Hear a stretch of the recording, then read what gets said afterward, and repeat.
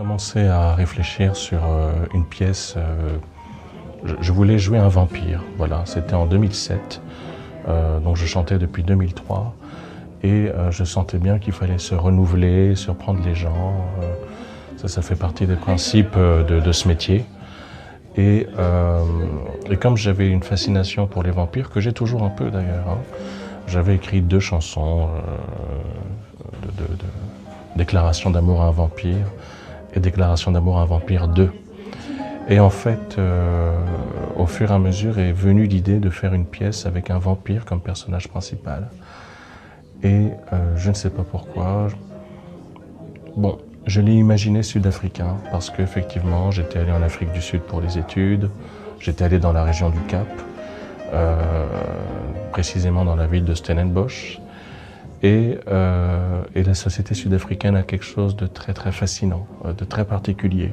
Et l'Afrique du Sud est un pays très particulier, très étonnant, très envoûtant, très magnétique. C'est un pays qui m'a longtemps fasciné depuis tout jeune.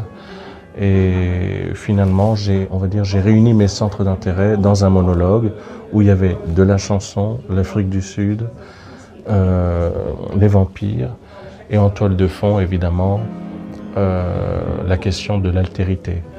Un vampire est une intelligence non humaine. Il a l'apparence d'un humain, mais il ne pense pas comme un humain. Les humains, ce sont sa proie.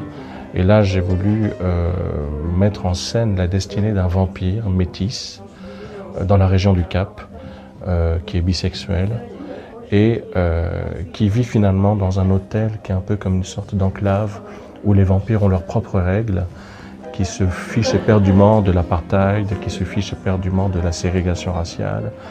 Et c'est presque une enclave de liberté, d'une certaine façon. Pretorius Malan, hein, puisque c'est de lui dont on parle, hein, c'est son nom. Pretorius Malan est potentiellement, il est extrêmement libre.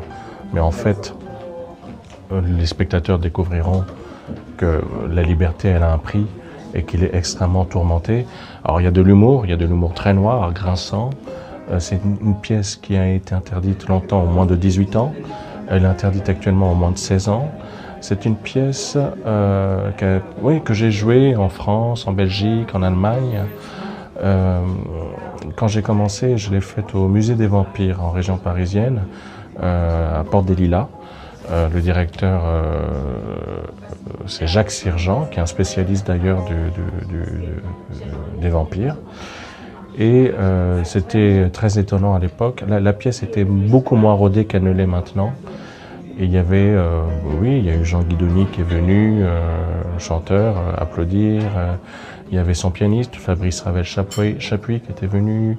Il y avait Alain Pozzoli, un grand spécialiste français des vampires, qui a écrit sur les vampires.